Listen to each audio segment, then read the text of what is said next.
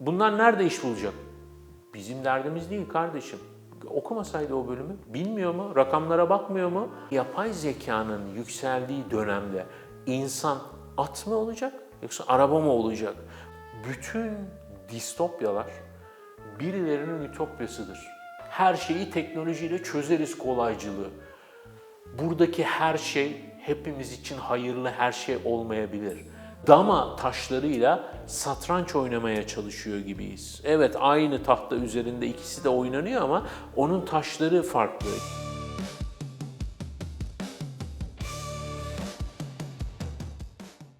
Yani 4 yaşında bir kızım var. Allah bağışlasın. Teşekkür ederim. Ya okula gönderiyoruz falan 1000 tane tantana.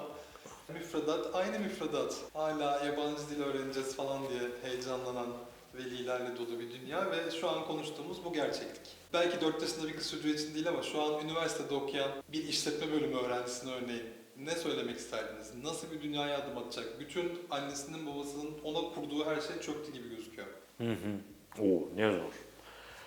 Sahibi şu an aklıma gelmeyen, çok zihnimde yer eden bir söz var. Diyor ki, üstünde 5 dakika düşündüğünüz zaman önemsiz hiçbir mesele yoktur. Sahiden de böyledir. Her şey bir meseledir. Küçüğüyle, büyüğüyle ve kelebek etkisiyle hepsi birbirini ilgilendirir. Ama bugün karşı karşıya bulunduğumuz konular, sorunlar bizim arzuladığımız çözümleri yerine getirebilme konusundaki kabiliyetleriyle de sorgulanır hale geldi. Şunu söylemek istiyorum, yani dama taşlarıyla satranç oynamaya çalışıyor gibiyiz. Evet, aynı tahta üzerinde ikisi de oynanıyor ama onun taşları farklı. İşte bu bizi zorluyor. Yani en korktuğum şey şahsen net olmaktır. Çünkü birçok şey hakkında 5'er dakikadan fazla düşünme imkanı yaratmaya çalışıyorum kendime. Ve böyle keskin, net hükümleri olan insanlara hem imreniyorum hem de şaşırıyorum ve ciddiye de alamıyorum bir yandan. Nasıl bu kadar net olabiliyorlar bunca bilinmezliğin içerisinde diye. Şimdi yapay zeka odaklı yaptığımız bu tartışmada yapay zeka dediğimiz şeyin Nokia 11.0 dönemindeyiz daha.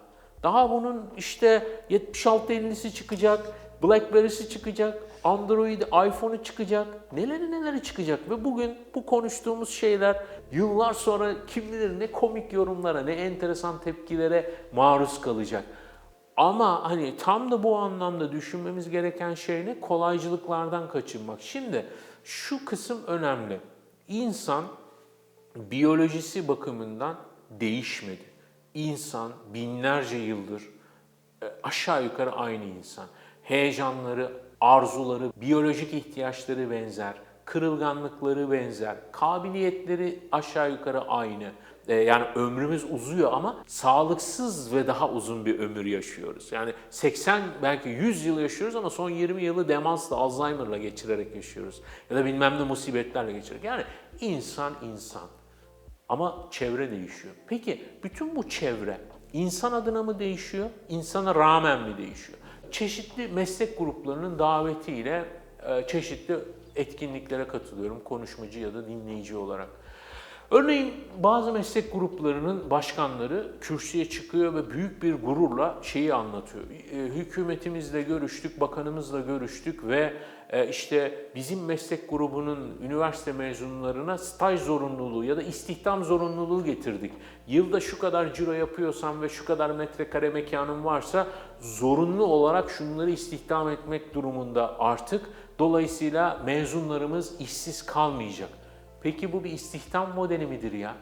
Bir işletmeci kime ihtiyaç duyup duymadığını bilmez mi? Biliyor, bal gibi biliyor çünkü kendisi de o meslek grubuna ait. Ama bir yandan bir sorumluluğu var, bunca insanı istihdam etmek durumunda.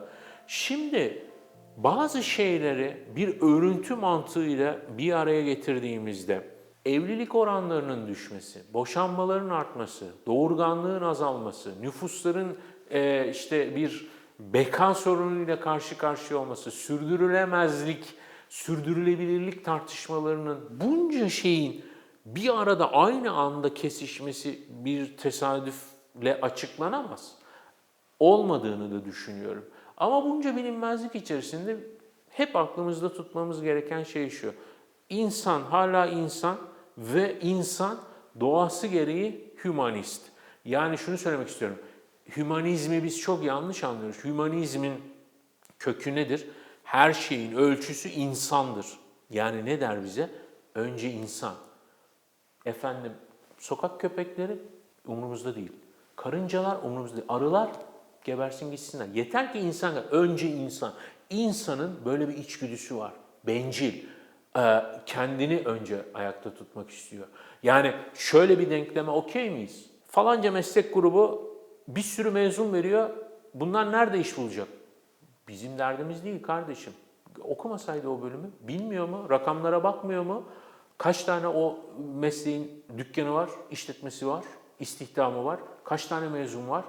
Kaç tane işsizi var? Nüfus artışı ne? Hesap kitap et, girmesin bana ne? Diyebilir mi? Diyebilir. İşte aynı mantığı bütün her şeye uygulayabilir mi? Uygulayabilir. Önce insan dediği zaman da bütün doğaya böyle bakar. Şimdi teknoloji bütün teknik tarih boyunca bu yaklaşımı, bu dürtüye sahip, insanla rekabet halinde bu anlamda. Şunu söylemek istiyorum, teknoloji kapitalizm parantezi içerisine alınamaz. Daha eskiye dayanır ama bugünkü noktasını yine kapitalizmle taçlandırmaktadır. Her şeyi bir sermayeye dönüştürür, bir araca dönüştürür. Kapitalizm için, yani modern insanın zihniyeti için orman yoktur, kereste vardır. Orman, mobilya yapabileceği, çatı yapabileceği, direkt dikebileceği bir ham madde unsurudur. Her şeye bir sermaye olarak bakar ve nihayetinde kaçınılmaz olarak insan da bir sermayeye dönüşür, bir kaynağa dönüşür. Önce bir departman onu yönetir insan kaynakları diye, sonra bizzat algoritmalar yönetir hale gelir kaçınılmaz olarak. Bütün meselelerde sormamız gereken insanlar için mi, insanlara rağmen mi oluyor? Ve her şeyin nihayetinde insan güdüsü gereği, bütün bu hümanizmin kendi egosantrik yaklaşımı gereği insan çıkarına odaklı şekle evrileceğini öngörmemizde fayda var. Yani gelecekte pek çok şeyi makinelerin yaptığı, pek çok kararları algoritmaların verdiği bir gelecek olacağına hiçbirimizin şüphesi yok. Ama öyle bir dünyada premium, özel, ayrıcalıklı bütün süreçler insan tabanlı olanlar olacak. Yani siz banka müşterisi olabilirsiniz. Mobil bankacılık uygulamalarıyla, web siteleriyle, ATM'leriyle, bilmem neleriyle hizmet alacaksınız. Ama kapısından içeri girebilmeniz için diyecek ki işte bilmem kaç bin liranın altında iş yapacaksan kapıyı çalma. Çık dışarıda ATM ile boğuş. Orada bip bip bip ne sıranı bekle bilmem ne yap. Sen kapımdan girip insanımdan hizmet alacak kalibrede değilsin. Çağrı merkezini aramak zorundasın. O korkunç müzikleri dinlemek zorundasın. 100 tane tuşa basıp dakikalarca dert dökmek durumundasın. Ama hatırlı müşterimizsen insanla görüştürürüm seni. Sana özel temsilci veririm. Sana özel hekim veririm. Özel cerrahın olur ameliyatta. Otele girdiğinde seni insan karşılar. Yani insanın aslında en ayrıcalıklı, imtiyazlı hale geleceği bir çağa giriyoruz. İki sebeple üstelik. Sadece makinelerin, algoritmaların kudretinden değil, insanların azlığından, kıtlığından da kaçınılmaz olarak böyle bir geleceğe doğru gidiyoruz. Dolayısıyla geleceğin mesleği ne olur bilmem. Geleceğin mesleklerinin içerisindeki ayrışacak olan insanların ne olacağını bilirim ama merakla kendini besleyen ve yaptığı işin ne olursa olsun farklılaştırma arayışında olan, sadece kendi meziyetleriyle değil, teknolojinin kaldıraç gücünü de kullanarak, örneğin bugünkü muhabbetimizin öznesi olan yapay zekayı daha iyi kullanarak mesleğinde ayrışabilir ve kendine yer bulabilir. Onun dışında sıradan herhangi bir insan için yaşam zaten her an zordu, bundan sonra daha da zor olacak. Teşekkür ederim. Peki biraz da kehanetlere geldik gibi hissettiğim için burada. Yani siz bugün bir beyaz yaka çalışan olsanız çalıştıracağınız kişiler mi yapay zeka yoksa üstünüzdeki kişiler mi yapay zeka olsa daha mutlu olurdunuz ya da nasıl tasvir ederdiniz? Peki.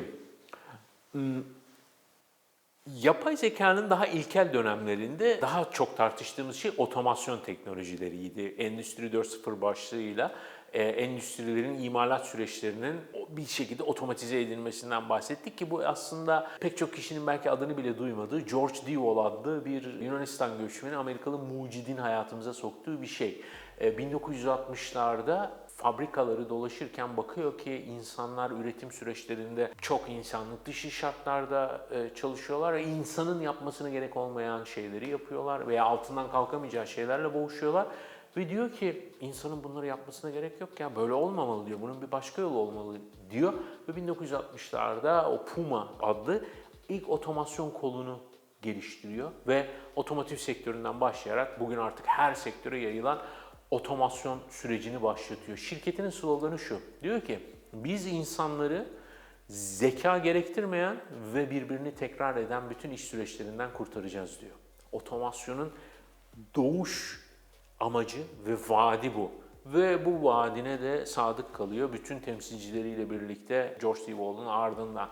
Endüstrinin otomasyon süreçlerinde kullanılan ilkel yapay zeka modellerinde bazı deneyler var. Mesela Uzak Doğu'da bir depoda algoritmaya bağlıyorlar depo şefinin süreçlerini. Diyor ki sen mola ver, sen bilmem ne yap, sen şunu kaldır. 2 gün sonra şu sevkiyat olacak, şu paletlere şunları yükle, onları da şu kapının ağzına yanaştır ki 2 gün sonra buradan bu alacak. Öne şunu koy, arkaya bunu koy çünkü o siparişi o sırayla dağıtacak falan filan. Böyle bir sürü kararlar veriyor. Yanlış hatırlamıyorsam 2 ay kadar bu deney sürüyor.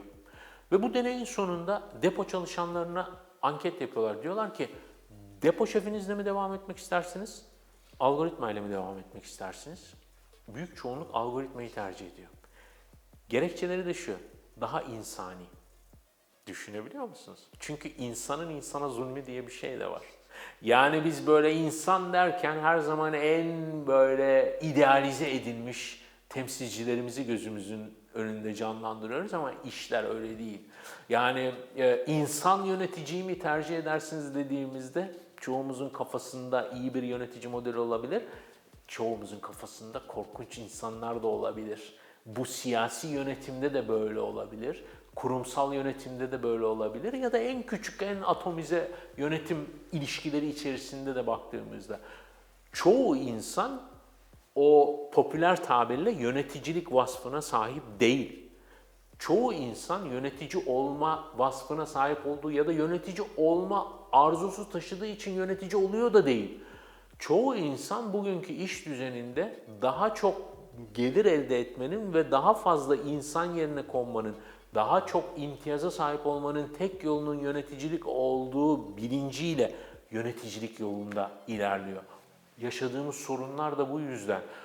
Ama biz desek ki yönetici vasfına sahip olabilen algoritmalarla yönetilen yapılarda bireysel başarılarınızla daha fazla para, daha fazla imtiyaz, daha fazla hareket alanı ve insan yerine konulma fırsatları sunulacak size. Eminim pek çoğumuz bu senaryoyu tercih ederiz. Çünkü bir insan durduk yere neden 5 kişinin, 10 kişinin veya 10 milyon, 100 milyon kişinin sorumluluğunu taşıma varsın ya? Niye? Yani akıl sağlığı yerinde olan bir insanın tercih edebileceği bir şey değil. Ama bir yandan da yöneticilik, yani lider vasfına sahip olan insanlar da var. Onların doğal durumu o. Yani futbol takımı kurarken de bir anda kaptan oluveriyorlar. Sınıflarda sınıf başkanı, öğrenci temsilcisi oluyorlar. Siyasi hareketlerde bir anda liderliğe yükseliyorlar. Belki de sahiden bu yapay zeka çağında daha meritokratik bir düzene doğru geçebiliriz. Bu işin iyi yüzü, kötü yüzünde daha teknokratik düzene geçebiliriz. Yani bu algoritma iktidarında sorgulayamıyoruz. Değil mi bakıldığında? Yani bunun bir temiz mahkemesi yok. O süreçleri yani bir üst mahkemeye taşıyamıyoruz. Algoritmalar bir şeye karar verdiğinde çoğunlukla bunun kim tarafından karar verildiği ve hangi kriterlerle verildiğini bile bilmiyoruz. Bugün yemek siparişi veriyoruz mobil uygulamalarımız üstünden. O mobil uygulamalar o verdiğimiz siparişe en yakın noktadaki boş kuryenin cep telefonuna bildirimi veriyor, yolluyor. Şimdi o kuryenin patronu kim? O algoritma. O taksicinin tarifesini belirleyen kim? Yoğunluğa göre, talebe göre, arza göre o algoritma. Ve hiçbirinin muhatabı yok. Yani biz bir şey olduğunda yöneticimizle icabında çıkıp bir kafeye gidip ya sen onun yanında böyle dedin ama niye öyle dedin ya? Kalbim kırılıyor, yapma bunu. Şöyle deseydim bak ben orada da şöyle derdim. Hem onun gönlü olur. Bunu bir yapay zeka ile yapabilir misin? Belki ileride yapabilirsin. Şu an yapamıyoruz. Şu an biz bu sorumluluklardan feragat etmek istediğimiz için bütün bu süreçleri makinalara yüklüyoruz. Yoksa kim ister ya yapay zekadan hizmet almak? Bunca insan varken. Ben karşımda muhabbet edebileceğim insan istiyorum kardeşim. Ben niye ChatGPT ile muhabbet ediyorum her gün saatlerce? Muhabbet edebildiğim için. Sabırla dinleyen yok. Bütün sorduğum sorulara cevap verebilen bir arkadaşım yok. Veya işte her lafından bir böyle bereketle nasiplenebileceğim etrafımda bilir kişiler, şeyler yok. Ama belki de hayatın güzel tarafı bu ya. Belki de güzel olan bu. Yani bu yaşamın bir sürpriz değil. Ben bir insanla bomboş bir muhabbet yaparken içerisindeki bir bilgi kırıntısından aldığım ilhamla belki hayatımı değiştireceğim. Çünkü insanlık tarihi böyle gelişmiş ya. Siz zannediyor musunuz ki otomobile insanların ihtiyacı var diye icat ettiler? Uçak ihtiyaçtan mı doğdu ya? Kimse sokaklarda yürüyüş mü yapıyordu? Uçak icat edin bize, uçmak istiyoruz. Kimsenin böyle bir talebi yoktu. Bilgisayar mı istediler? İnternet mi istediler? Telefon mu istediler? Yapay zeka mı istediler? Yok, böyle arzularımız yok. Bütün bunlar bizim açgözlülüğümüzden, doyuramamamızdan kaynaklanıyor. Belki bir doyum noktası oluşturabilir. Belki bu açlığı daha ekonomik ve demokratik, yaygın bir şekilde doldurabilir. Ben ruhen karakter olarak iyimser bir insanım. Yani olaylara iyi tarafıyla bakarım. Ya da çok kötü şeyler yaşanıyorsa iyi bir şey bulup dönmek isterim. Bu konuya da öyle bakmak istiyorum. Umarım haklı çıkarım.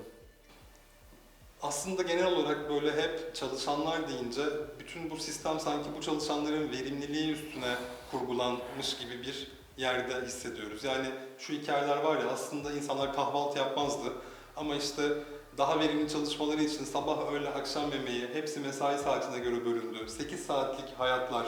Aslında bu sanayi devrimleri rüzgarında belki şekillendiğimiz mi bize anlatıyordur. Ve bugünkü bu yapay zeka ile birlikte gelen dönüşümü geçmişten böyle bir benzeştirecek olsak, yakınsadığınız şu dönemde de böyle olmuş diyeceğiniz bir şeyler var mıdır? İnsanlığın işlevsellik anlamındaki tarihçesine baktığımızda hani en ilkel toplumları arkeolojik buluntular ve söylencelerden yorumlamaya çalıştığımız zaman bir şey çıkıyor. Meziyet, kabiliyet makinesi insan ve bunu ne tanımlıyor? İşte avcı toplayıcı dönemde avcılık ve toplayıcılık kabiliyetleri belirliyor. İşte bu cinsiyet rollerini belirliyor, toplumsal ilişkileri belirliyor, yönetici yönetilen ilişkisini belirliyor ve esasında isimler, mekanlar, olgular, amaçlar değişmekle birlikte temeli, özü bugün hala devam eden şey. Yani bugünün beklentileri var. O beklentileri kim dolduracak, nasıl dolduracak, nasıl bir maliyette dolduracak ve bu taraflar için ne ifade edecek? Yani yaşadığımız mevzu işte o İbn Haldun'un hadariyet, bedeviyet kavramındaki ilişkiler zincirinden bugüne kadar geldiğimizde değişmiyor. Fakat bugünkü önemli değişim şu: İnsan dediğimiz canlı şimdiye kadar birkaç temel işleve sahipti. Birincisi iş gücü, diğeri askeri amaçlı kullanım. Yani bir insan ya bir şeyin üretiminde, ortaya çıkartılmasında bir işlev sahibiydi ya da bir toprak kazanımı ya da savunması gibi amaçlarla, daha ilkel amaçlarla bir kas gücüne sahipti. Şimdi bunun ikisinin de başka özneler tarafından sahiplenildiği bir döneme doğru giriyoruz ve insan bu şimdiye kadarki meşguliyetinin içinde dahi arayıp bulamadığı anlam arayışı meselesinde daha da büyük bir boşluğa düşmüş durumda. Yani işte yapay zeka dediğimiz bir kavram bugün hayatımızın her alanına sızma, rol çalma, elimizden bir şeyleri alma arzusunda bir bağımsız, müstakil olgu gibi görünüyor. Öyle olup olmadığı tartışılır. Ben o konuyu tartışmayı sevenlerdenim. Fakat bakıldığında yani insanın temel işlevi mutlaka bir işlerlik mi, yoksa bir işin yapılması için mecburi bir emek miydi bu? Yani avcı toplayıcı toplumun başka bir zümreden kaynaklı bir süpermarketi olsaydı avcılık ve toplayıcılık yapmak durumunda olacak mıydı? Kendi keyfi için, tamamen hobisi için, arzuları için bilmiyorum. Savunma dediğimiz, saldırı dediğimiz şeyi insan özne olarak yürütmediği durumda buna yönelik ihtiyaç ortadan kalkıyor mu? Ya da sadece insan bir işe yarasın diye mi işler ortaya çıkıyor ya da savaşlar üretiliyor? Bütün bunlar tartışmaya muhtaç mesele. Şimdi biz işte bunları insanın yapma durumunun olmadığı ilk çağı yaşıyoruz ve bunun bocalaması içerisindeyiz. Çünkü şu ana kadarki bütün teknolojiler esasında insanın bedenini çoklayan, onu çoğaltan, uzatan oluşumlardı. Yani benim sesimin ulaşamadığı yerlere ulaşabilmek için mikrofondu, gözümün göremediği şeyler için mikroskoptu, teleskoptu, gözlüktü, lensti. Ama bugünkü dünyada baktığımızda hani bütün bunların anlamının yavaş yavaş aşındığı bir döneme geliyoruz. Çünkü ilk defa zihnimizin uzantısı, zihnimizin daha büyüğü bir şey yapıyoruz. Yani hesap makineleri evet bizim hesaplayamadığımız şeyleri hesaplıyordu fakat bizim hesaplamak istediğimiz şeyleri hesaplıyordu. Böyle bir farkı vardı. Teleskop göremediğimiz şeyleri gösteriyordu bize ama bizim görmek istediğimiz şeyleri gösteriyordu ve biz teleskopla zaten bir rekabet içerisinde hissetmiyorduk hiçbirimiz. Çünkü zaten özne olarak bize hizmet ediyordu. Şu anda yapay zekanın aslında daha geniş perspektifte, daha geniş parantezde teknolojinin tam olarak kime hizmet ettiğini bilmediğimizden kafamızda bir sürü çılgınca sorular var. Yani bizim bir anlamımız kalacak mı bu gelecek dönemde? Ya da belki de şu an sorgulamamız gereken bizim şu an gerçekten bir anlamımız var mı? Yoksa sadece var olduğumuz için, bunca nüfus olduğu için mi biz bir şekilde istihdam ediliyoruz? Bütün bu soruların yanıtlarını arıyoruz. Yani yapay zeka her ilkel teknoloji gibi şu an ilkel çağını yaşıyor. Kabiliyetleri açısından değil, kendi kronolojisi açısından. Her ilkel teknoloji gibi yapay zeka da başta bize teknik bir mesele gibi geliyor. Teknolojik bir mesele dolayısıyla mühendislerin kılavuzluğunda ilerleyecek bir mesele. Bir süre sonra fark edeceğiz ki bütün teknolojilerin olgunluk evresinde olduğu gibi bu teknik bir mesele değil. Bu aşağı yukarı hayattaki her şey gibi felsefi bir mesele. Yani düşünün sosyal medya bir dönem teknik bir meseleydi. Bunun uzman olduğunu iddia eden insanları, şirketleri, ajansları, kurumları vardı. Bunun işte uzmanlık uygulamaları, yazılımları, kursları, lisansları, bilmem neleri, sertifikaları vardı. Bugün sosyal medyanın neyini konuşuyoruz? İşte bilgi kirliliği, toplum manipülasyonu, zihinlerin kontrolü, işte kitle psikolojisinin yönetilmesi gibi esasında teknikle hiç ilgili olmayan tamamen beşeri, insani unsurlarını konuşuyoruz. Yapay zekada bunu biraz daha erken ele alacağız gibi geliyor. Çünkü teknoloji özünde düzenlemeleriyle birlikte gelmez. Hiçbir teknoloji hayatımıza hukukuyla, şartlarıyla, etiğiyle, ahlakıyla, usulüyle, erkanıyla gelmemiş. Biz onu kullanırken bütün bu süreçleri geliştirmişiz. İşte otomobiller icat edildiğinde trafik lambaları yoktu. Bunlar otomobillerin çoğalmasıyla birlikte ihtiyaca dönüştü ve otomobillerin mütemmim cüzü haline geldi. İşte efendim silahlar, modern silahlar icat edilene kadar savaş suçu diye bir kavram yoktu. Ama işte Dünya Savaşı'nın vahşetinin ardından bütün bunlar insanlığın gündemine geldi. Fakat bütün bu unsurlara, olgulara, yaşanmışlıklara baktığımızda hepsi çok uzun bir zaman dilimine yayıldı. Dolayısıyla bizim bunların üstünde düşünecek, bunların artılarını, eksilerini kavrayabilecek çok uzun vaktimiz oldu ve düzenlemeleri çok da geç kalmadan yapabildik. Yapay zekada bunu söyleyemiyoruz. Hani sayısal verilere de baktığımızda örneğin yapay zekanın kitlesel anlamdaki en popüler ürünü olan ChatGPT, OpenAI'nin chatbotu, sohbet botu dijital tarihin en hızlı büyüyen uygulaması oldu. Yani daha önce bunun bir emsalini yaşamadık ve kimse daha ne olduğunu anlamadan bugün hayatın her alanında konuşur hale geldik. Birkaç sene içerisinde düşünsenize, birkaç senede siz daha terimleri, kavramları bile oturtamamışken karşınızda bütün insanlığı ilgilendiren devasa bir problemle karşı karşıyasınız. Yaşadığımız bocalama birazcık da bu. Çok teşekkürler. Burada şimdi bir tık daha beyaz yaka dünyasına doğru kırsak. Yani hem böyle şimdinin beyaz yakasına dair bir fotoğraf bize çekecek olsanız ve bu yapay zekaya adapte olmaya çalışıyoruz bir yandan. Hani yeni bir sistem geliyor. Herkes bir şeylerin farkında. Evet, buraya adapte olmam gerekiyor. Ama bir yanıyla da geçmiş yıllardan farklı olarak beyaz yaka da eski beyaz yaka değil gibi artık birazcık. Hangi anlamda? Ekonomik anlamda, Ha. sosyal anlamda, eski Evet. lükslerinden uzaklaştı. Sınıfsal olarak. Sınıfsal olarak da bir farklılaşma var ve bunun derinleşeceği de aslında böyle her seferinde şu oluyor. Bu yıl geçtiğimiz yıla göre daha zor bir yıl olacak diye bir şey dinliyoruz. Şimdi bir de bunun üstüne bir katman daha eklendi. Bu durumu acaba nasıl yorumlarsınız diye. Evet, çok kalabalık bir soru oldu. Ya evet. Şimdi kafamda toparlamaya çalışayım. Cevabını aradığımız şey yeni beyaz yakanın mevcudiyeti ve geleceği. Arkeolojinin ve antropolojinin çok kadim tartışmalarından biridir. Bu avcı ve toplayıcı toplumdan tarım toplumuna geçiş insanlık için iyi mi oldu, kötü mü oldu?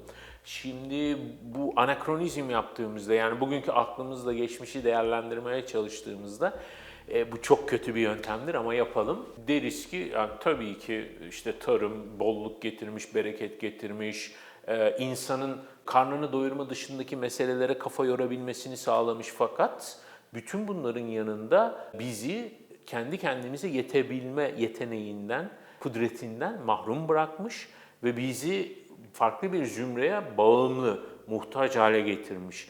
Dolayısıyla tarım toplumunun aslında tarımın icadının, tarım teknolojilerinin bugünkü tabiriyle insanı bir anlamda özgürlüklerinden, temel yeteneklerinden mahrum bırakan bir lanet olduğu da tartışma konusudur. Verilere baktığımızda yine çok ilginç, avcı toplayıcı toplumda insanlar günlerinin yaklaşık 3-4 saatini karnını doyuracak şeyleri temin etmek için, avlanmak için, işte mızrağıyla, taşıyla, topuyla neyse ve bir şeyler toplamak için yerden, ağaçlardan harcamış. Ve yine bakıyoruz ki bu modern insandan çok daha çeşitli beslenmiş. Meyve adına, sebze adına, protein adına bilmem ne. Dolayısıyla aslında çok daha az emekle, çok daha sağlıklı bir yaşam sürmüş. Ama tabii ki yapay zeka falan gibi hayalleri olmamış. Bunun için tarım, sonra sanayi gibi evreleri geçirmemiz gerekmiş. Dolayısıyla bugün meslek dediğimiz, yani beyaz yakayı var eden kavramların özünde bu rol paylaşımı var. Mesela yine referans olarak baktığımızda İbn Haldun bunu duvar metaforuyla aktarmaya çalışır. Yani duvar neyi getirmiştir? Bir teknik olarak diyelim ki duvar ustaları, yani masonlar o anlamda bütün uluslararası çaptaki özelliğini kazanmış. Çünkü kaleler inşa etmişler ve neyi sağlamışlar böylece? Şimdi geleneksel bir toplumda herkes her şey olmak zorundadır. Yani siz hem hasat zamanı çiftçi olacaksınız, süt sağma zamanı hayvancı olacaksınız, savaş zamanı asker olacaksınız, yemek yapılacağı zaman aşçı olacaksınız. Herkes her şey olmak zorunda. Dolayısıyla hiç kimse bir konuda uzmanlaşamıyor. Çünkü bir savunma tehdidi içerisindesiniz ve göçmek zorundasınız yaşam alanlarınızı düzenlemek adına. Ama duvar size ne sağlıyor? Bir koruma, bir muhafaza sağlıyor. Ve bütün bunlarla birlikte ordu dediğimiz müessese ortaya çıkıyor. Savunmanızı siz dış kaynağa devrettikten sonra diyorsunuz ki ben bundan sonra fırıncıyım, ekmek yapacağım size. Üstelik parmaklarınızı yiyeceksiniz. Öbürü diyor ki ben işte size en güzel sütü sağacağım. Öbürü diyor ki ben en güzel işte bilmem meyveyi, sebzeyi toplayacağım. Ve bundan sonra uzmanlıklar doğuyor. Ve bugüne kadar evriliyor işte bu makinalarla birleşiyor. Sonra bütün bu makinaların koordinasyonunu ve insanların ortak paydalarını sağlamak üzere beyaz yaka meziyetleri, meslekleri, uzmanlıkları çıkıyor. Bugüne kadar geliyoruz. Yani esasında bütün bu süreci teknolojiye borçluyuz. Fakat şu soruyu sormayı unutuyoruz kendimize. Yani bizim bir meslek sahibi olmamız sahiden bizim o mesleği yapma konusundaki arzumuzdan mı kaynaklanıyor yoksa hayatımızı idame ettirme arayışımızdan mı? Yani biz en iyi ekmeği yapma iddiasıyla mı fırıncı oluyoruz Yoksa fırıncılıkta çok iyi para olduğu için bir girişimci mantığıyla mı buna geliyoruz? Keynes'in de ekonomi kuramında, şimdi tam aklımda değil ama bir tabiri vardır ya, işte biz masamıza gelen ekmeği o fırıncının bize güzel ekmek yapma talebinden değil, bizim karnımızı doyurma sevdasından değil, onun para kazanma arzusundan kaynaklandığını bilmeliyiz diye. Bütün bu pragmatizmle, bu faydacılıkla, çıkarcılıkla baktığımızda bugün benim en azından etrafımdaki insanların 9'u yaptığı işi maaşı için yapıyor. Geliri için yapıyor. Her ne olarak adlandırırsak adlandıralım. Dolayısıyla şunu da düşünmemiz lazım. Tarihsel süreçte baktığımızda makinelerin insan hayatına girdiği dönemde ki bütün tartışmalar 19. yüzyılda, hatta 18. yüzyılın sonlarına da varabiliriz. Bütün tartışmalarda ne var? İşte insanların uzmanlıklarının, yetkinliklerinden elinden alınıp boşa düşme endişesi var ve bu haklı bir endişe. Bütün o tartışmalar haklı tartışmalar.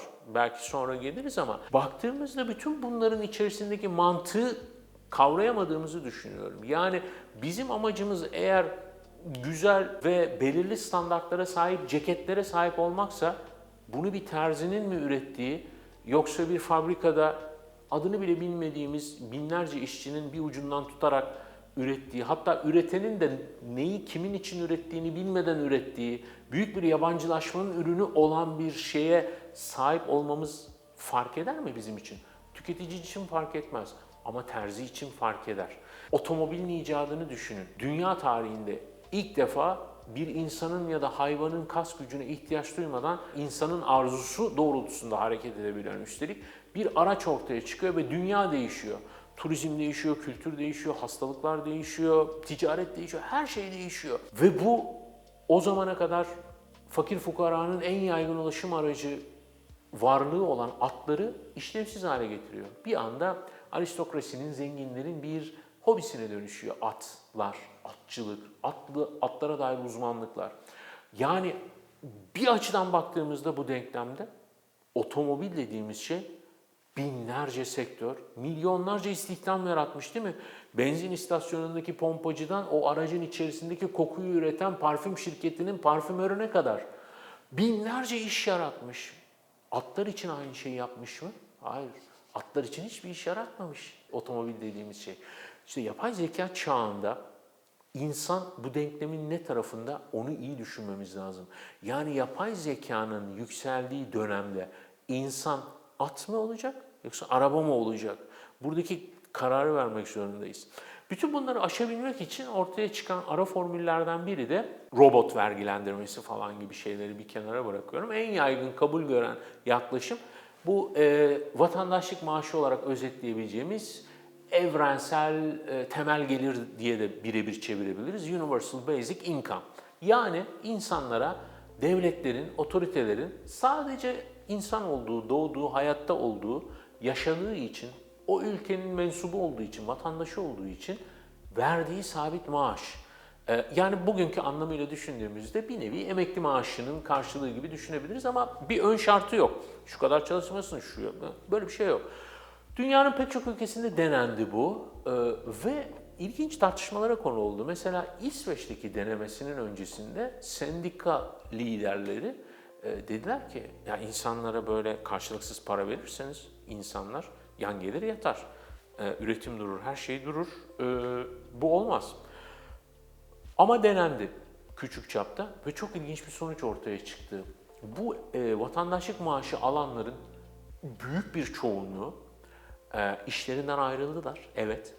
Fakat kendi hayallerindeki işleri kurdular. Yan gelip yatmadılar. Yani hayatını kazanmak için çalışmak zorunda olduğu işi bırakıp hayallerini gerçekleştirmek için hep rüyasını kurduğu işlere başladılar. Yani insan bir arayış jeneratörü. İnsan boş duramaz. Mutlaka bir şeyler üretmek ister. Yapay zekanın bu denklemdeki, bu dönemdeki bilinmezliği, dediğim gibi ilk defa zihnimizin yerini bir şeyin alıyor olması. Bunu yorumlayamıyoruz. Hani semantik olarak bile baktığınızda, kelimelerin, sözcüklerin özünde bile baktığımızda yapay hep pejoratif, aşağılayıcı bir şeydir, küçümseyici bir şeydir. Mesela işte ya Serdar Bey iyi hoş da O gülümsemesi de yapay, samimiyeti de yapay falan gibi şeyler söyleriz. Hiçbir zaman bir kudret, bir kutsiyet atfetmez yapay sözcüğü. Ama yapayı zeka için kullandığımızda bambaşka bir şeye dönüşüyor. Bir üst akıl gibi, bizden daha üstün bir şey gibi. Ve bunun bir sebebi var. Bu boşu boşuna da değil. Çünkü bilinçaltımızda hepimizin bildiği bazı gerçekler var. Yani felsefenin en temel konularından biridir. İnsanoğlunu ayrıştıran kavramlardan biri nedir? Öleceğini bilen tek canlı olması. Yani biz öleceğimizi biliyoruz. Neden öleceğiz? Doğduğumuz için öleceğiz. Ama ne zaman öleceğiz, ne şekilde öleceğiz bilmiyoruz ve yaşamı bunca yaşanılası kılan, bunca derde rağmen yaşanılası heyecan verici, sürprizli kılan şey de bu. Fakat hepimizin ortak paydasını bir tabula rasa olarak dünyaya geliyoruz. Yani boş bir sayfa, bomboş bir sayfa olarak dünyaya geliyoruz. Tuvaletini yapmayı bilerek doğan hiçbir insan gelmedi şu dünyaya. Hiç kimse. Konuşmayı bilen, okuma yazmayı bilen, bir meziyete sahip olarak dünyaya gelen kimse olmadı. Biz seneler boyu bir yatırım yapıyoruz kendimize, bir meziyet elde etmeye çalışıyoruz ve bütün elde ettiğimiz meziyetler bizimle birlikte karbon oluyor, toprak oluyor. Ve gidiyor ve sıfırdan başlıyoruz. Yani falanca üstün zekalı bilim insanının evladı o zekayla hayata devam etmiyor. Ama yapay zeka böyle devam ediyor. Bütün insanlığın mirasından beslenerek dünyaya geldi ve bütün emsallerine birkaç dakika içerisinde bütün bu mirası devrederek onun devamını sağlıyor. Ama insan bunu yapamıyor. Yapabilse bile yapmıyor. Bir usta çırağına, yani gerçek bir usta çırağına asla mesleki sırlarını dan diye vermez. Senelerce onu pişirir. Yani bir aşçıda da böyledir, kuyum ustasında da böyledir. İnsanoğlu bilgisini esirger, saklar. Dolayısıyla kurduğumuz oyunun bütün kuralları değişiyor ve biz bunun mızıkçılığı içerisindeyiz. Çünkü bildiğimiz başka bir kural yok. Üstelik teknoloji karşımızda somut bir varlık, nesne, ideoloji olarak yer almadığından dolayı muhatabımızın kim olduğunu da bilmiyoruz. Yani biz yapay zeka derken tam olarak neyden bahsediyoruz? Kime hizmet eden, hangi amaçlı yapay zekadan bahsediyoruz? Benim işte tomografimdeki radyoloğun göremediği kanser hücresini bularak beni ölümden döndüren yapay zekadan mı bahsediyoruz? Yoksa hiç işte haberim bile yokken beni bir hedef olarak belirleyip silahlı insansız hava aracıyla benim tepeme bomba yağdıran yapay zekadan mı bahsediyoruz? Hangi yapay zeka? Kimin yapay zekası? Ne amaçla? Bana mı hizmet ediyor? Karşımdakine mi hizmet ediyor? Nötr mü? Yoksa bir iradesi, bir arzusu var mı? Büyük bilinmezliklerin içerisindeki bocalama çağı bu çağ. Beyaz yakaya gelirsek, bütün bunların içerisinde beyaz yakanın meziyeti neydi? Şimdi eğitim sistemini düşünelim. Beyaz yakayı var eden eğitim sistemi. En baştaki sorun orada başlıyor. Şimdi bugünkü anlamıyla eğitim nasıl hayata geçti? Sanayi devrimiyle birlikte eğitilmiş insan gücüne ihtiyaç doğdu. Ne konuda? Makinelerin kullanım kılavuzunu okuyabilecek, talimatları okuyabilecek, kendisine verilen talimatları anlayabilecek, yani dinlediğini ve okuduğunu anlayabilecek minimum şartlara haiz bir yetişmiş insan gücüne ihtiyaç oldu. O yüzden okullar sabahtan akşama kadar oldu. Çünkü mesai öyle olacaktı. Endüstri devriminin başlarında çalışma, mesai saati dediğimiz şey haftada 80 ile 100 saat arası değişiyordu. Bunu bir günlere bölün lütfen. Ve en yoğun işçi grubu çocuklardan oluşuyordu. İşte bu sınıfı eğitmek için okullar açıldı. Modern, bugünkü anlamıyla okullar sabahtan akşama zil çalarak başladı. Çünkü fabrikada zil ile mesai başlayacaktı. Öğle teneffüsü diye bir şey oldu. Yemek saati, molası. Çünkü fabrikada yemek molası olacaktı. Üniforma giydiler çünkü fabrikada işçiler üniforma giyecekti. Öğretmenin karşısına geçip dinlediler çünkü şeflerinin, müdürlerinin, ustabaşlarının karşısında bu şekilde davranacaklardı. Sonrasında biz aynı sistemi beyaz yakaya uyarlamaya çalıştık. Hiç bu kriterlere ihtiyacı olmamakla birlikte mavi yaka yüzünden beyaz yakada 9-6 mesaiye işte 40 saate indiğinde mesai 9-6 mesaisine, haftada 5 ya da 6 gün mesaisine devam eder oldu. Bunu sorgulama fırsatını ilk nerede elde ettik? Pandemide. Yani uzaktan çalışabilme diye bir şeyin mümkün olduğunu biliyorduk ama mecbur kalana kadar hiçbirimiz buna cesaret edemedik. Ve o kırılımla birlikte bugün şunu fark ediyoruz. Meziyetler daha ulaşılabilir ve demokratik hale geldiğinde bunları insanlardan elde etmek zorunda mıyız? Yani biz şirketimizin çok iyi bir logoya sahip olmasını istiyorsak kurumsal kimliğinde o çok iyi ajansın, çok iyi tasarımcıları ve yaratıcı kadrosuna ihtiyacımız var mı? Bunu demokratikleştirebilir miyiz? Değil mi? Bir açıdan bakıldığında böyle. Ya da biz işte iş yerimizin ya da mekanımızın güvenliği için insanlara, uzman güvenlik kadrosuna ihtiyacımız var mı? Yoksa hareket dedektörlü, cisim tanıyabilen, işte algoritmalarla destekli güvenlik kameraları bu işleri çözebilir mi? Biz işte trenlerimizi sevk ve idare ederken wattmanlara ihtiyaç duyuyor muyuz? Yoksa zaten o tanımlı güzergah içerisinde bunu otomatize edebilir miyiz? Bütün bunlar bir yaygınlaştırma getirebilir mi? Bunlar koskocaman sorular karşımızdaki ve hepsi beyaz yakanın bir meydan muharebesine dönüşüyor. Çünkü beyaz yaka aynen işte bu makinelerin devrindeki ayaklanan kitle gibi sahip olduğu, bildiği tek meziyetin elinden alındığını düşünüyor. Ve bu meziyeti çoğunlukla talep ettiği için almadı. Şöyle bir parantez açayım. Geleceğin meslekleri diye bir mesele var değil mi? Hep gündeme geliyor. Geleceğin meslekleri. Geleceğin mesleklerindeki gizli öznene geleceğin çok para kazandıracak meslekleri. Hiç o denklem içerisinde şunu konuşuyor muyuz? İnsanlığa en hayırlı dokunacak geleceğin meslekleri. Böyle bir şey konuşuyor mu? Hayır, böyle bir şey konuşmuyoruz. Hep geleceğin meslekleri en çok para kazanacağın, en çok prestij sahibi olacağın meslekler.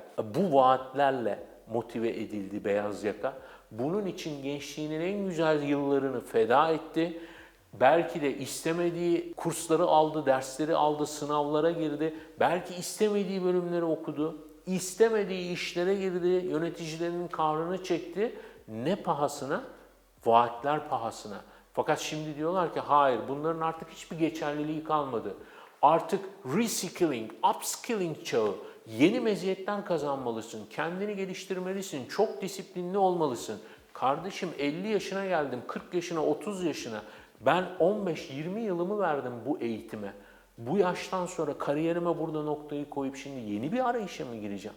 Yani bütün buradaki problemlerimiz aslında tekno çözümcülüğün basitliği içerisinde ele aldığımız tuhaf durumlar. Yani bu tekno çözümcülük, tekno solutionizm dediğimiz kavram her şeyi teknolojiyle çözeriz kolaycılığı. Buradaki her şey hepimiz için hayırlı her şey olmayabilir. Yani bu rezervi koyma hakkımız elimizden alındı. Çünkü teknoloji doğası gereği bütün kutsalları reddeder, bütün kutsalları yıkar ama hissettirmeden kendini kutsallaştırır, kendini tanrılaştırır, kendisine rıza gösterilmesini, iman edilmesini ister.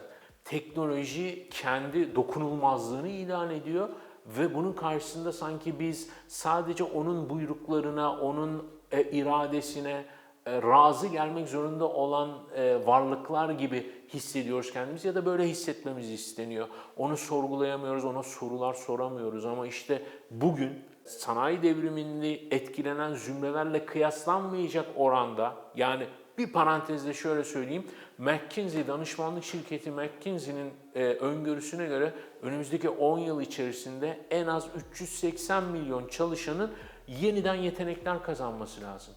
Nedir o yeniden yetenek? Hangi yetenek? Nerede kazanacak? Onu kazanırken ki maliyeti kim karşılayacak? Bu insanlar hayatlarına nasıl devam edecek? Veya o meziyetleri istiyorlar mı? Bütün bunları sorma hakkımız elimizden alınıyor. Ve biz yapay zekanın o görkemli havai fişeklerle bezeli ışıltılı zaferiyle büyüleniyoruz, meczup oluyoruz, cezboluyoruz bütün bunlara. Bunların içerisinde sormamız gereken çok sorular var ve bugün sormazsak yarın çok büyük miktarda faydasız insanlarla bezeli anlamını ve arayışını kaybetmiş ve bugünkü krizlerimizin çok ötesinde sorunlar yaratmış dev bir kitle ve onun meseleleriyle boğuşmak durumunda kalacağız. Milyonlarca kişinin işsiz kalması bence yüksek zümrelerin çok umurunda olacak bir şey değil. Çünkü yine o ekosistem ve ekonomi dönecek. Özgür Demirtaş'ın bir konuşmasında vardı. Züğürt tesellilerini geçin diyordu. Yani işte toplumlar harcama yapamazlar. O yüzden harcama yapmak için çalışanlara muhtaç sistemin dönmesi bir züğürt tesellisi. O %10 zaten bütün ekonominin %80'ini tüketiyorsa sana çok da gerek yok gibi bir hikaye anlatıyor aslında. Bir distopya, bir de ütopya gibi bir yere varacak olsa ne olur? Şimdi kayıtta mıyız? Kayıttayız evet. Kardan bahsettik, insanlardan bahsettik. Anadolu'nun eski uygarlıklarından Lidya ki böyle parayla turayla genellikle anarız. Ona ait bir söylence vardır. Giges'ti eğer aklımda yanlış kalmamışsa bir yüzük bulur. Ve bu yüzük çok maharetlidir, takanı görünmez hale getirir. Binlerce yıllık bir hikaye. Ve bu yüzüğü takar, görünmez hale gelir ve gider aşık olduğu kraliçenin kocasını yani kralı öldürür. Bin bir türlü entrika çevirir, kadınla evlenir, çocuk sahibi olur, onu yapar, bunu yapar. Ortalığı allak bullak eder yani. Bildiğimiz böyle bir Gollum hikayesine dönüşür mesele. Sonrasında bunu aktaran Sokrates der ki, filozof Sokrates, yani insan kendisine yönetemeyeceği, altından kalkamayacağı sorumluluklar veren güçleri uzakta tutmalıdır ya da bunu ehline vermelidir minvalinde bir hisse çıkartır bu kıssadan. Şimdi aslında yaşadığımız şey bu. Elimizde çok kudretli bir şey var ve bu kudretli şeyle kendimizi rekabet eder durumda hissediyoruz. Çünkü yeni tanıştık bununla ve bu yeniliğin getirdiği ve olası götürebileceği şeylerden bahsetmeden önce şu tanımı da yapalım. Tam olarak ne konuştuğumuz anlaşılsın diye. Mesela bütün ilkel dönem, erken dönem teknolojilerde o teknolojinin bir niteleyici tamlaması vardır. Mesela cep telefonu deriz, akıllı telefon deriz, mobil telefon deriz. Çünkü telefon diye bir şey vardır. Bunun cepte taşınabilir bir formu çıkmıştır, akıllısı çıkmıştır falan. Bunu böyle niteleriz. Bir süre sonra o telefona döner. Artık telefon dediğimizde kastettiğimiz şey esasında o malum dikdörtgen siyah ekranlı sıkıcı akıllı telefona dönüşür. Bugün artık nitelememiz gereken şey ne? Sabit telefon. Asla kullanmadığımız bir kavram bugün kullanıma muhtaç hale geldi. Dijital kameralar böyledir mesela. Öncelikle dijital kameralar çıktığında mutlaka bu dijital unsuru vardı, belirtilmesi gerekiyordu. Şimdi neyi nitelememiz gerekiyor? Analog olanı. Çünkü değişik olan o. Ve bugün işte zekadan, insanlıktan bahsediyorduk. Bugün yapay zekadan bahsediyoruz. Bir süre sonra aynı denklemde yapay zeka dediğimiz şey de zekaya mı dönüşecek? Yani biz artık zeka dediğimizde anladığımız şey yapay zeka mı olacak ve nitelememiz, vurgulamamız gereken şey organik zeka mı olacak? Yani bakın bu tabloların hepsi 500 lira ama bu 5.000 lira çünkü bunu organik zeka çizdi. Bu romanlar 15 lira ama bu 25 lira çünkü bunu organik zeka yazdı gibi bir dünyaya da gidiyor olabiliriz. Meziyetlerin bir bu versiyonu var. Bu işin ütopyası. Yani bu işin böyle daha ne diyeyim tam doğru olur mu bilmiyorum ama daha insancıl, daha yeğlenebilir, tercih edilebilir kısmı. Bir de işin diğer kısmı var, madalyonun diğer yüzü. Şimdi biz bütün insanlar olarak o soyut insanlık kavramının içerisinde kendimize bir anlam bulma ve bu anlamı oluşturacak olan faydayı sağlama arayışında varlıklarız. Ve bu bir denklem. Yani birisi ekmek üretmeli ki ben soframda ekmek yiyeyim. Birisi bu ceketi dikmeli ki ben ceket giyebileyim karşınızda. Ben bunun hepsi olamam. Hepsine yetemem. Ve benim bu zenginlik içerisinde bir sürü meziyetlere, uzmanlıklara ihtiyacım var. Ve bu bir denklem. Ve şu güne kadar iyisiyle kötüsüyle 8 milyar nüfusu bir şekilde kendine bir yer bulduracak denkleme sokabilmişiz. Fakat yapay zeka çağına doğru, yapay zeka yüzünden demiyorum sadece bakın, yapay zekanın da özneye dönüştüğü çağın gerekleri bize şunu gösteriyor. Dünyanın müreffeh %10'unun artık %90'a ihtiyacı kalmıyor. Ne savaşta, ne üretimde, ne bilmem ne de. İşte böyle bir düzende o %10, %90'a ihtiyaç duymadan kendi müreffeh yaşamını devam ettirebiliyorsa o %90 ne olacak? Evet, o %10 devam edecek. Ama o %90 ne olacak? Ve o %10 bu dünya içerisinde kendine nasıl yer bulacak? Çok sevdiğim bir kitap var. Şu an adı aklıma gelmiyor ama yazarının çıkış noktası bir davet. Ve bunu ilk defa kendi blogunda yayınlamıştı. Sonrasında kitaba dönüştü. Bir davet alıyor bir gün. Amerika Birleşik Devletleri'nde bir akademisyen kendisi, üniversitede akademisyen. Ve bu davette diyor ki seni özel kapalı bir gruba çağıracağız. Dünyanın en zengin insanları ve onların temsilcileriyle bir araya geleceksin. Kimseye bahsetmeyeceksin ve dünyanın nereye doğru gittiğini aktaracaksın. Bu bizim düzenli toplantılarımızdan biri. Sizin gibi işte değerli kişilerden fikirler alıyoruz vizyon adına.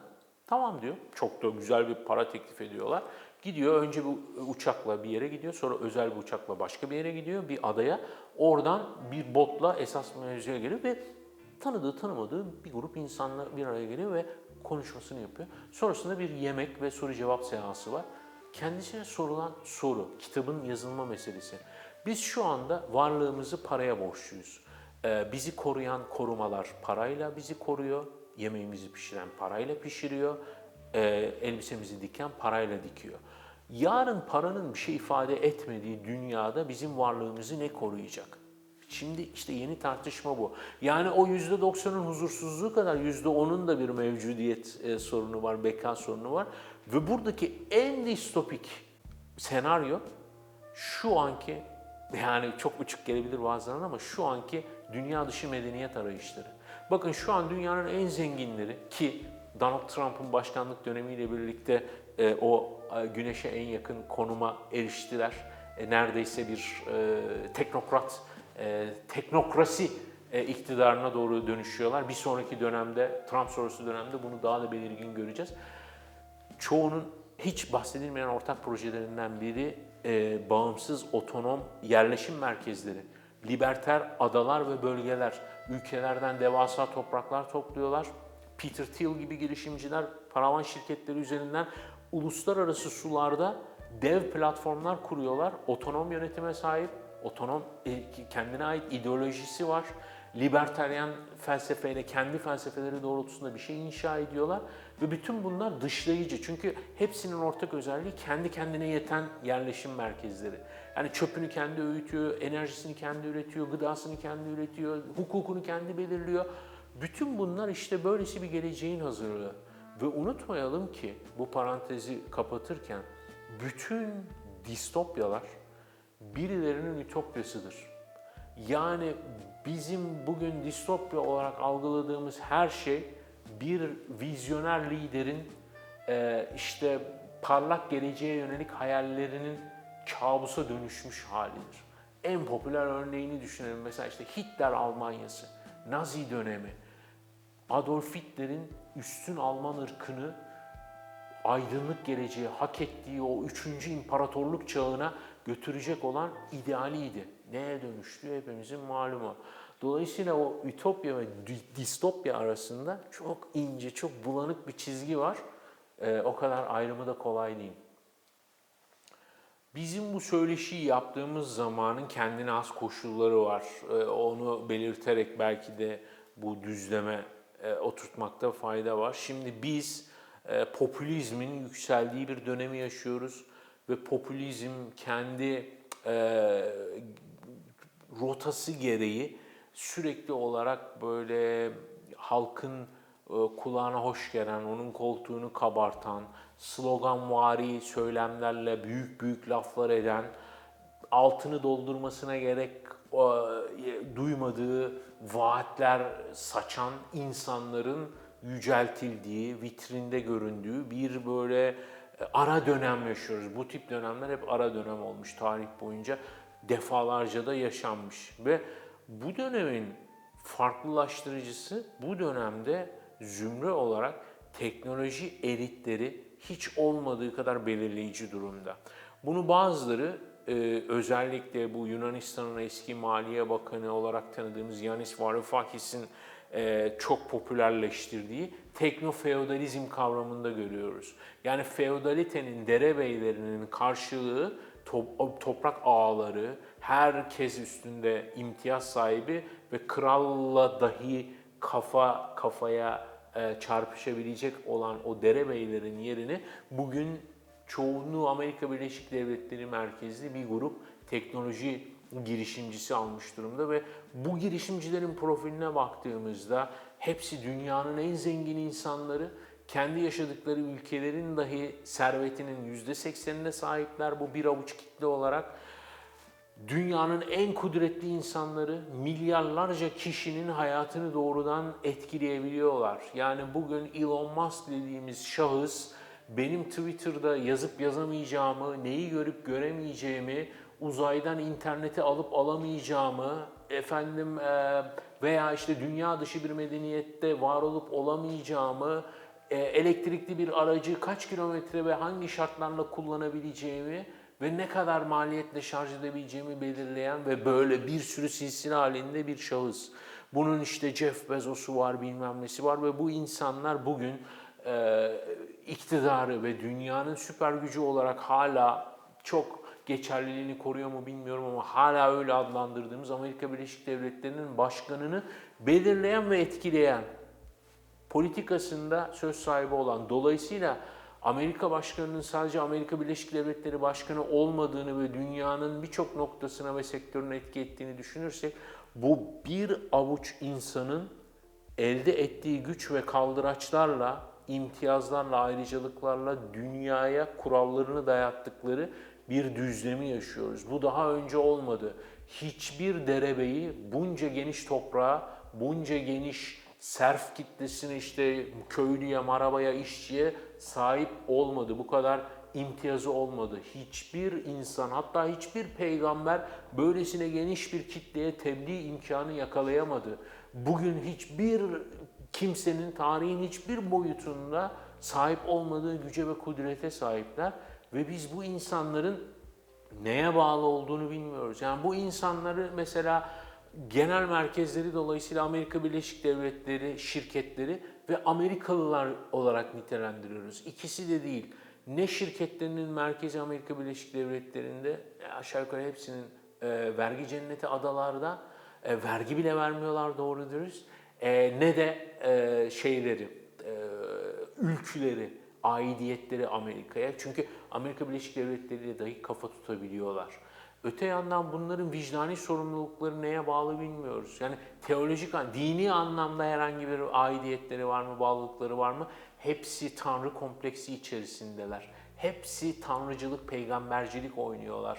Kabul etseler de etmeseler de. Bu insanların mali bağlılıkları neye? Hayatları boyunca imtiyazlarını koruyabilecek şartlara sahipler. Ve şimdi biz bu kadar küçük bir teknokrasinin oluşturduğu bir teknofeodaliteye doğru gidiyor. Hatta bu bir veri monarşisi. Yani bu bir şey de değil, oligarşi de değil, çoklu bir sistem de değil. Monarşiden bahsediyoruz. Teknoloji odaklı bir monarşiden.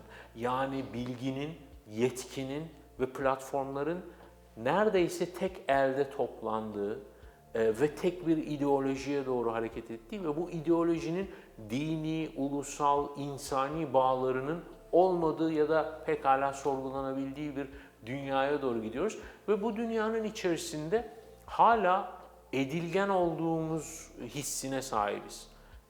Yani umut kırıcı olmak istemiyorum ama böyle bir dünyada bizim tartışmamızın ya da farkındalığımızın etkisi ne olacak? Bunu düşünemiyoruz. Yani bu külli irade içerisindeki bizim cüz'i irademizin işlevi, etkisi, potansiyeli nedir? Bütün bunlar sorgulanmaya muhtaç ve sorguladığımızda da kendimizi sanki kendi ellerimizle inşa ettiğimiz, hani bir Babil Kulesi inşa ediyor gibiyiz. Ama bizzat kulenin lanetini de oluşturan yine bizler gibiyiz. Yani bize hizmet eden bir şeyi inşa eder gibiyiz kolektif olarak. Fakat bunun tam olarak şu anda dahi, bu ilkel döneminde dahi neye hizmet ettiğini ve bize hangi konularda fayda sunacağını tespit edemiyoruz. Ve yolumuzu da bulamıyoruz. Tartışmaların içinden de çıkamıyoruz. Çünkü bunun bir odak noktası da yok. Örneğin yapay zeka savaş teknolojilerinde kullanılmamalı diye ortak bir karar aldı bütün şirketler. Şu an hepsi bu kararlarından geri döndüler. Şu an hepsi sözleşmelerinden, kullanım politikalarından bu satırları çıkardılar. Şu an hepsi bağlı bulundukları ülkelerde ve sakıncası olmayan diğer parasını veren ülkelerde teknolojilerinin kullanımına izin veriyorlar. Bunu siz engelleseniz bir başka taraf yapmaya başlıyor. Yani yapay zekanın gen teknolojileri üzerindeki kabiliyetiyle genin tasarlanmasını insanlık dışı buluyoruz. Çünkü bunlar üstün insanlar yaratacaklar. Tamam, böyle düşününce karşı çıkıyoruz. Peki yarın bir gün bir hekim, bir doğum uzmanı karşınıza geldi, bir çocuk doktoru dese ki çocuğunuzun Parkinson, Alzheimer ve demans hastası olmamasını, karaciğerinin ve böbreğinin %100 performansla çalışmasını hayatı boyunca sağlayabiliriz. Bunun şöyle bir maliyeti var, ne dersiniz dediğinde hepimiz bir yerlerden denkleştirip o maliyeti karşılamak durumunda hissederiz kendimizi.